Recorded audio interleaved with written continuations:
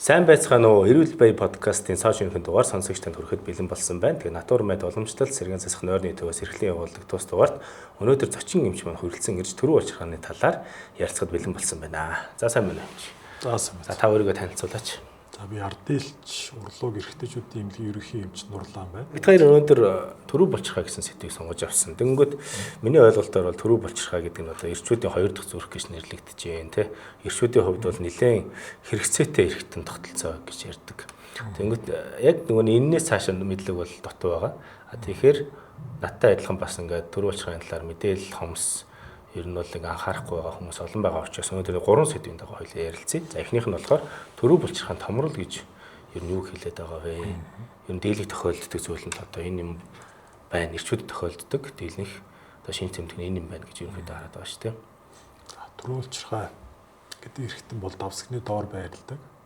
Ерөнхийдөө бид нар бэлгийн харьцааны үед бэлгийн харьцаа хийгээд секс хийх үед таашаал аваад тавих үед бид нар нэг агшиж үрэн шингэн цацдаг шүү дээ.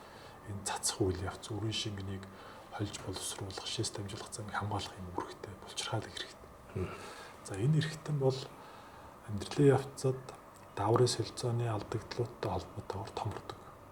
Томорно гэдэг нь хэвийн хэмжээнээсээ хэвийн байсан эсүүд том юм эсүүдээр солигдож томордог. Энэ томорсонтой холбоотойгоор яг энэ төрөө булчирхааны өөрийнх нь одоо анатомийн бүтцээр голоор шээсний сүг явдаг учраас энэ сууга хааж томрох, гадагшаага томрох юм томрлууд үүсдэг. Энэ бол зайлшгүй бүх эрчүүд тохиолдно. Яг бол даавар маань солилцооны алдагдлалд орж бид нар цэвэршилт үүсдэг. Эрчүүд насны одоо наслалтай холбоотойгоор. Тэр энэтэй холбоотойгоор төрөө булчирхаа маань томроод шээс дамжуулах замыг янз бүрийн хэлбэрээр одоо хааж томрдог. За энэ томролтой холбоотойгоор садтай одоо их хүчтэй юм томрлууд үүсэх юм бол бицэслийн эмчилгээ хийдэг. За дунд зэргийн юм томрол байх юм бол эми эмчилгээ, баг зэргийн томрол бол ерөнхийдөө гайгүй ажиглал гам дэглэмээс ахаад явхад бол болцдог. Ер нь бол томруулаад байгаа шалтгаан нь юу вэ? Наснаас болоод тэгж гин үү? Нас яваад одоо эрэгтэй нас яваад цэвэршнэ гэж ярьж байгаа шүү дээ. Цэвэршилт гэдэг нь болохоор бөөрийн дэд булчирхай төмсгнөөс ялгардаг тестостерон гэдэг даавар, эр биелгийн даавар гэж байна. Энэ даавар маань өөрөө бид нар эрэгтэй хүн байлгадаг даавар, удирддаг даавар аахгүй. Бид нар түүх одоо ийм түүхтэй байна те. Бүдүүн эрэгтэй хүн чинь бариг л хоолойтой байна. Эмэгтэй хүнийг одоо илүү булчинтай те, булчинлаг байна. Тэгээд одоо арьс бид нар ийм байгаа байдал энэ бүх юмыг хариуцж байгаа даавар бол эр биелгийн даавар. Энэ дааврын хэмжээ нас их тусам буурдаг. Тэр нас их тусам буурсантай холбоотойгоор төрөө булчирхаа доторх төрөө булчирхааны тэр эсүүд хэвийн байсан эсүүд хөөгшиж томордог. Дааврын түвшин ороод ирэхээр. Тэгэд энэ томролтой холбоотойгоор төрөө булчирхаа томордог. Ер нь бол тэгэл нас явах тусам томрох нь бол тодорхой юм байна. Тодорхой ер нь бүх эрчүүдээр томордог. Ер нь хэдэн наснаас хойш томрох юм бол? За судалгаанууд янз бүр л дээр эрчүүд 45 наснаас эхэлж томрол явагддаг гэж үздэг. Зарим судалгаанууд бол 40-с ч эхэлдэг. Нөгөө тэр орны онцлог одоо хоол хүнс арьсны өнгө гэдраас хамаарат даавар хэр одоо алдагдчихин гэдгээс хамаарат томрол үүсдэг. Тэгвэл ингээд нөгөө нэг ийм шинж тэмдэгтэй хүмүүс олон байт юм байна л да. Ойр ойрхон нөгөө шээгээд байна. Тэнгүүтээ нөгөө шүн давсгын нэлээд чинрээд яг ойрхон шээгээдээ шин босч шээгээд байгаа бол төрөө булчирхаан томрлын шин нэг шинж ерөнхий шинж мөн л дөө. Гэхдээ зөвхөн төрөө булчирхаан томрлын шинж биш. Төрөө булчирхаа өрөвсөл, шээс дамжуулах замын саад, шээс дамжуулах замын гэмтэл маш олон шалтгаануудаас болж шээс сааддаг, дутуу шин, сулхан шин, шин босч шин гэсэн зөвөрөд гардаг л да. Тэгэхээр энэтэй холбоотойгоор багжийн үзэлгүүдээ нэмж үзчихэж бид нар яг энэ зөвөрөд маань томрлын зөвөрөө өөр хүчний зөв өрөө гэдгийг ялгаж уншилдаг. Тэгэхээр одоо ийм шинж тэмдэгтэй хүмүүс маань очиж үзүүлэх хэрэгтэй юм шүү дээ. Тэ ямар нэгэн шээсний танд цаад юм бэрхшээл юмуд байх юм бол шээсэнд цаад байх, даралтгүй шээгээд байх те. Шээс дутуу шээс юм шиг мэдрэмж үүсэх, ойр ойрхон шээгээд байх, шүн босч шээгээд байх. Ийм байх юм бол ер нь эмч танд мэрэгжлийн эмч тандж үзүүлсдэг. Төрөө булчирхайг бас нэг гимтэтэг дийл нэг том одоо юу гэдэг юм өвчин зүйл нь бэлгийн нөгөө нэг янз янзын өвчнгүүд байдаг шүү дээ. Тэд нар нөлөөлдөг гэж сонсч ирсэн тэр үнэн үү? Тэгээ ерөнхийдөө бэлгийн замын халдварууд ер нь төрүүлчрхаг үрвсэл үүсгдэг. Жишээлбэл үрвсүүлж өвдүүлдэг зүйл бол ням бактери баггүй голчлон үрвсэж өвдүүлдэг. За няман дотроо хоёр янз.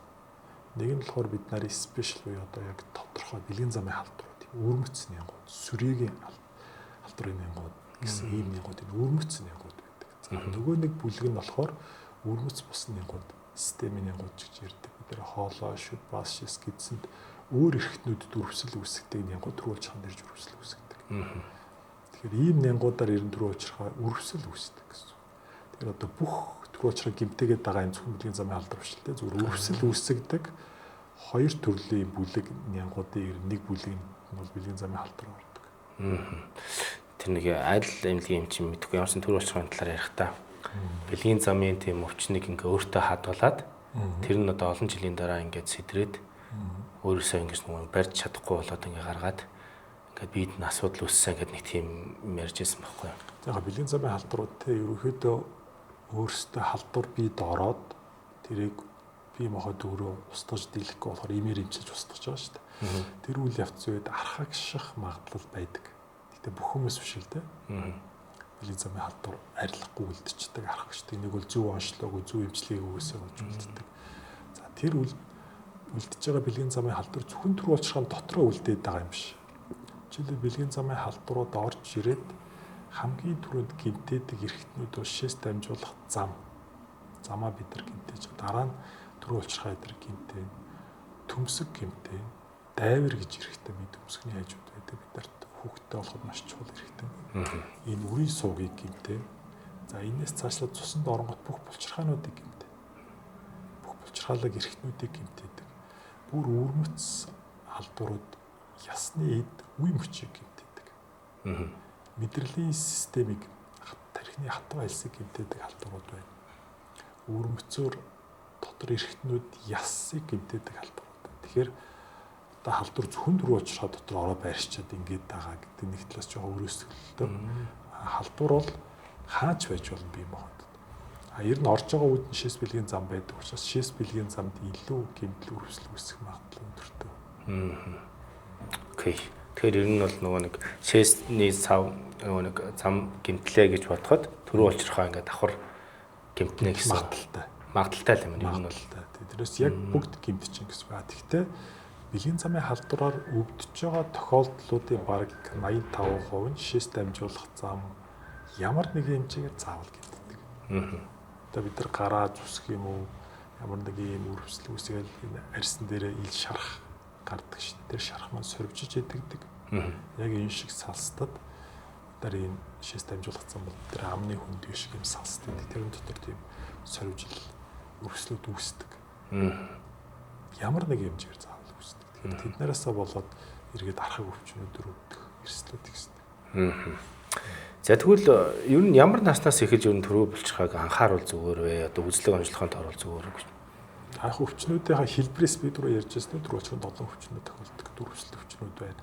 Дөрвөлт өвчнөр яг илүү залуу насны эрчүүд өвдөх магадлал өндөртэй л дээ 29-40 насны. 29-40 настай залуучууд бол ямар нэгэн үрвсэл одоо даарч хүрэх, ядрах, архитаар суух янз бүрийн эрсдэлтэй бэлгийн харьцаанд орох энэ үеүүдэд түрүүний миний ярьсан шээс дутуу гарах, сулхан шийх, шээс үлдэх, ойр ойрхон шийх, шин бос шийх ч юм уу те шийхэд цаадтай болох ийм мэдрэмж төрөл мэрэгжлэмж үзүүлэх хэрэгтэй.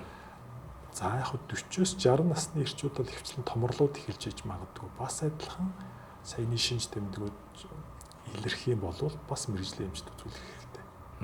Тэгэхээр энэ шинж тэмдгүүд маань одоо ихний байдлаар төрөө учиргаанд янз бүрийн асуудлууд байж магадгүй гэсэн шинжүүд авахгүй. Гэхдээ зөвхөн төрөө учиргаа биш. Зөвхөн төрөө учиргааг бол бас өрөөсгөл гэсэн. Тэгэхээр шээс дамжуулах замд ч асуудлууд байж магадгүй учраас зовөр гарах юм бол ер нь үзүүлэх хэрэгтэй. Тэгэхээр та хэдэн ч настай байсан танд зовөр гарч байгаа бол шээсэн цаад үүсэх, дутуу шээгш, тэ шин бос чих ийм байдал үүсгэх юм бол эмчд хандах нь зөв. Хэдэн настай байсан те. Өсвөр насны хүүхдүүдэд энэ ер нь өөрчлөлт хэр тохиолддог юм бол? Натурмед, сэргээн засах, уламжлалт эмчилгээ, нойргуудлын оншилгоо. Эмчилгээний төв нь Улаанбаатар хотоос 24 км зайд Найрамдалд байгалийн үзэсгэлэнт газарт Нарсан ойн захад байрладаг. Мөн салбар амбалтаар нь 13 дугаар хорооллын GP Ops-ийн 4-5 давхарт байрладаг. Эмчилгээний тааламжтай орчин, тав тухыг үйлчлүүлэгчдээр мэдрүүлэх, эко, цэвэр бүсэд байрлахаас гадна туршлагатай, мэрэгчсэн эмч, совилогч, хөдөлгөөн засалж, хөдөлмөр засалж, хоол зүйч, эмнэлэг зүйн мэрэгчсэн тогооч зэрэг 108 мэрэгчлэнээс бүрдсэн чадварлаг хамт олон ажиллаж байна. Манай төв нь сэргээн засах болон уламжлалт хангах ухаан, нойргуудлын оншилгоо, эмчилгээний тусламж үйлчлэгийг үзүүлдэг. Тухайлбал түгээмэл тохиолдох, мэдрэл сүлдэл, нойргуудэл, мэдрэлийн гаралтай өвдөлтүүд, үе мөчний архаг өрөвсөл, насны шим тэжээл дэмжих, тамир тэнхээ сайжруулах, гэмтэл болон харвалтын дараах чадвар алдалтаас урьдчилан сэргийлэх, чадвар алдалтыг бууруулах эмчилгээ хийдэг. Мөн тархины харвалтын дараах байдал, үе солих, мэс заслын дараах сэргээн засах эмчилгээ, үе мөчний өвдөлт, хүзүү нурууны архаг өвдөлт, мэс заслын дараах эмчилгээ, тулгуур эргэтэн, яс, үе, булчин, шөрмөс, холбоосны эмгэг зэрэг өвчнүүдийг эмчилж байна. Үүснэ ер нь бага наснд хүртэл үүсдэг. Яг бага насны хүүхдүүдэд шиш дамжуулах зам давсаг, дөрвөлжрөө өрөвслүүд үүсгдэг гол халдварууд бид нар мэддэг. Хоолоо өвддөг гэж ярьдаг шүү дээ. Хоолооны тэр нөгөө нян ингээд зүрх судас үе мөчийн гимтээдсэн байна гэж ярьдаг. Тэр нянгуудын халдварууд дөрвөлжрөө бас гимтээдэг. Цусаар зүгдэж очиж дөрвөлжрөө үүсгдэг. Энэ тохиолдлууд байдаг хүүхдүүдээр. Тэгэхээр энэ хүүхдүүдийг багаас нь бас нэг хоолоо амын эмчлэх одоо архаг хууч өвчин байх юм бол хоолоо шүд тэр талдвар байх юм бол тэдээр нэмчилж явах хэрэгтэй. Ямар нэгэн байдлаар урт хугацаагаар дахин давтамжтай өвдөд байвал маш сайн үзүүлж эмчлэх хэрэгтэй. Яг нэг удаа ханиад түрээд хоолоо өвдөд өнгөрөх нэг өөр те. Дахин хоолоо өвдөд байна уу? Дахин шүдний өвдөд байна уу? Тэгээд шүн бос шийгээд байна уу? Ойр орхон шийгээд байна уу? Шийгэд ямар нэгэн зөвөр хилж байна уу гэдгийг бас ажиглаж явах хэрэгтэй. Энэ багаас нь л ажиллаж явах хэрэгтэй. Ажиллаж явах хэрэгтэй. Ер нь одоо нөгөө нэг дасгал хөдөлгөөн гэдэг шиг те.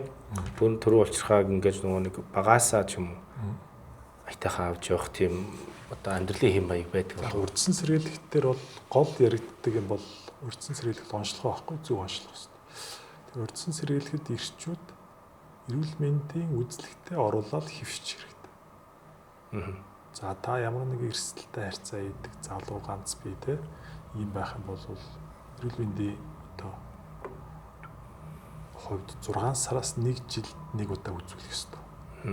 Та ямар нэгэн эрсдэл одоо тодорхой эрсдлүүд багтай их нэртэй гэр бүлтэй те ямар нэгэн байдлаар одоо даарч урах харигтаар суух өрөвсүүлэх юм ажлын нөхцөл нь гэсэн харьцангуй гайгүй байх юм бол 2 жилд нэг удаа үзүүлж явах хэрэгтэй. За энэ болохоор урдсан сэргийлэлт ихний алхам. За хоёр дахь алхам бол ирчүүд сард нэг удаа усанд ордог шүү дээ. Усанд орохдоо ганцаараа байдаг хэрэгтэй юм. Энэ үедээ төмсөг бэлэг эрэхтнээ шалгах хэрэгтэй. Ямар нэгэн хэвийн урдан байснаас өөрчлөгдсөн. Яг төмсөг шалгах, төмсгөө яаж одоо үзэх вэ гэдэг бол яриад бол ойлгох сэдв биш л те. Тэр энэ талаар YouTube дээр манай пэйж байдаг юм. Пэйж хуудсан дээр бэлгийн эрүүл мэнд гэдэг пэйж байгаа. Тэрэн дээрээс ороод та нар Facebook дээр ч гэсэн байгаа. Төмсгөө хэрхэн шалгах вэ гэсэн видео контент үү. Тэрийг үзчихэд бас зүгээр. Ингээд энэ урдсан сэргийлтийн хоёр дахь зүйл. Одоо эхнийх нь үзүүлж байгаа, хоёр дахь нь өөрөө шалгаж байгаа тийм. За гурав дахь нь болохоор бага хэмжээний зовирыг 7 хоногоос дээш. Тэгээд дахин давтагдах нь 3-аас дээш удаа тань тохиолдчихвол заавал эмчилж хандах хэрэгтэй. Шээс бэлгийн зам нэг л таагүй. Тэгснээ энэ 7 хоног тохиолдсон нь дараа 7 хоног тохиолдох тийм. Тэгэх юм бол ер нь эмчилж хандах хэрэгтэй. Тэгээд давтамж хэр урт тохиолдоод байна гэдгийг ажиглах хэрэгтэй. За өөр урдсан сэргийлтэн дээр харуулжтай юм. За дасгал хөдөлгөөн бол байдаг. Гэхдээ дасгал хөдөлгөөн таныг эмчилчихгүй. Та одоо ингээд бүх дүрм журм нөгөө төрөний нөхцлүүдийг бүрдүүлээд л байвал ямар нэг өвчнөр заавал өвдөж өрөвсөж одоо гэмтэх магадлал ихсэн гэсэн үг байхгүй. Тэгэхээр дасгал хөдөлгөөн бол таныг авраад байгаа зүйл шиг. Дасгал хөдөлгөөн бол шээс дамжуулах зам төрөө булчраа бага арцгийн ерөөхдөө цусан хангамжийг бид нар эргэлдээд хэвийн урсаад хэвийн ажиллаж явах хэрэгтэй. Тэр гормыг нь хангаж өгөх хэрэгтэй. Гормыг бид нар хангадгүй сүүл үед хамгийн их асуудалтай юм суудаг. Удаан суух, 2 цагаас дээш суух. Энд бол бага арцгийн үндий тэр бие махбодын доор юм уут савны ёроолыг удаан дарахаар доотлын ёроол гэсэн их дарагддаг. Тэрнтэй адилхан доошоо бага арцгийн үндийн доод судснууд дарагдах. Тэрүүгээр одоо судасны цус хангамж эргэлтүүд муудаж эхэлдэг. Тэгэхээр энэ сэргийлэх зүйл бол та удаан суудаг бол 2 цаг тутамдаа хөдлөх ёстой. Хэвийн ажилдаа ердийн одоо офис ч юм уу удаан суудаг ажилтаа бол хоногт хамгийн багадаа 1 цаг алхах ёстой. Энэ тань урьдчилан сэргийлтэнд ордог. За дээр нь нэмээд яг кеглийн дасгал гэж одоо хүмүүс мэддэг дасгалууд байдаг. Энэ кеглийн дасгалыг бас хэрхэн яаж игвэ? Кеглийн дасгал ер нь ямар үр дүнтэй вэ гэдэг манай тэр Facebook, YouTube пэйж дээр байж байгаа тэндээс ямар нэгтэй гэлээ. Бэлгийн эрүүл мэнд гэдэг YouTube пэйж юун дээрх болохоор Facebook дээр нь болохоор эрэгтэйчүүдийн эмч нурлаан гэсэн. Тийм юу пэйж. Таны хувийн пэйж юм шүү дээ. Хувийн пэйж ба тэр өөрөө видеонууд тэндээс нь урьд сонирхоор. Тэгэхгүй л яг дасгалуудыг бол тухайлан бас хоёлаа яриад хүмүүс ойлгохгүй. Тийм баг. За тэгвэл төгсгөл нь нэг юм тодруулъя. Ер нь нэг ямар ажил төрөл одоо амьдралын хэм маягтай хүн одоо энэ төрөв булчирхаан өрөвсөл өвчнөр өвчлөх магадлал өндөртэй байдаг бай. Жишээлбэл хүн болгон өөр амьдралын хэм маягтай байна шүү дээ. За яг өрөвслөөр та анханасаа өвдөх түрүүн жишээлбэл ярихад өрөвслөөр анханасаа өвдөх шалтгаанууд бол нэм байгаа шүү дээ. Тэгэхээр нингийн архаг өрөвсөлттэй архаг тийм нянгууд агуулсан ч юм уу нэг бол эрсдэлтэй бэлгийн харьцаанд ордог ч юм уу иймхүү юмнуудаас нингийн халдварууд авч байгаа юм л да. За авсан мөртлөө зарим хэсэг нь илүү бага одоо хүндрэл гараад зарим хэсэгт нь хүндрэл жоох арай их гардаг бүлэг байдаг л да. Тэр бол суугаа ажилтай хүмүүс. Онцгой суугаа ажилтай хүмүүс дотор сүүлийн үед бол яг нөгөө компьютероор удаан суудаг, хоногоор суудаг. Урт хугацаагаар програм бичдэг ч юм IT-ийн мэргэжилтэй ч юм уу те 24 цаг 72 цаг нөгөө юун дээр санхүүгийн салбаруудад удаан сууж зах зээлд одоо нөгөө хөрөнгөний юмнуудыг удирдах ажилдаг янз бүрийн одоо арилжаа хийдэг ч юм уу тиймэрхүү мэргэжлийн хүмүүс архаг өрөвслөөр одоо ердийн бие хүчний ажил хийдэг гадуур гадаа ажилдаг ч юм уу те тогтмол хөдөлдөг алхдаг хүмүүсээс илүү өртөх гэдэг. Арай өртөмтгий бүлэг байдаг. Бусдаар төрүүлжсэн томрол дээр бол нэг айхтар тийм юм гайгүй. Ер нь бүх мэргэжлийн хүмүүс тодорхой хэмжээгээр л гол бүгдээрээ л хөгшин дааврын солилцооны алдагдлууд үүссэн тэрнтэй холбоотойгоор томрол явуулж байна. Тэр бол настай холбоотой шүү дээ. За тэгвэл таны хувьд одоо өнөөдрийн сэдвтэ орхисон те бусдад ингээд сануулж уриалах тийм зүйл үлдсэн үү? За яг түрүү болчихрахаа шээс дамжуулах зам эрэгтэйчүүдийн юм дээр те түрүүний ярьсан урьдчилан сэргээлт. Та өөрөө урьдчилан сэргийлэх ёстой, өөрийгөө ажиглах ёстой. За өөрөө зөв ажиглах, давтамж, үргэлжлэж байгаа хугацаа нь хэр удаан байна гэдгийг ажиглах. За тэгээд за би нэг 2 жилд нэг удаа ямар ч байсан заавал үзүүлэх ёстой юм байна те. Эрсдэлтэй зүйл хийчдэг асуудал үүсгэж байгаа шээс дамжуулах замд тань тэр зөвөр байдаг архаг өвчтөй хүн бол жилд за бүр зөв эрэхтэй 6 сард нэг удаа заавал үзүүлж явах ёстой. Ялтантай байх ёстой. Тэрнээс тэр хүн одоо өөрөө ингээд зүгээр ээж байгаа л одоо өөрийгөө онцлол, өөрийгөө эмчлэл, өөрөө насан туршдаа хэвэн амьдрах боломж бол за яг байгаа л да. Гэхдээ зөв онцлогоо явах хэрэгтэй. За баярлалаа. Өнөөдөр тэгээ эрүүл бай подкастаар бид нэр урлагийн эмч Нурлаантай ярилцлаа. Тэгээ бүгдээрээ бас хэрэгтэй мэдээллийг сонссон гэж найдаж байна. Тэгээ бүгдээрээ бас асуух асуулт байх юм бол та коммент секторт бичиж үлдээгээрэй. Дээрээс нь бас Нурлаан эмч эрчүүдийн эмч Нурлаан гэсэн Facebook пэйж нь эрэгтэйчүүдийн эмч Нурлаан. Эрэгтэйчүүдийн эмч Нурлаан гэсэн пэйж хуудас дээр орж бүгдээрээ бас хэрэгтэй мэдээлэл авах болох нэ. За тэгээ өнөөдөр подкастт орж ярилцсан танд баярлалаа. За тэгээ цаашдынх нь ажил үйлсд бас амжилт хүсье. За баярлалаа. Анхаарал тавьсан та бүхэнд бас баярлалаа. За эрүүл бай подкастын шинэ дугаар танд хүрэлээ. Дараагийн дугаар уулзцгаая. Түр баяртай.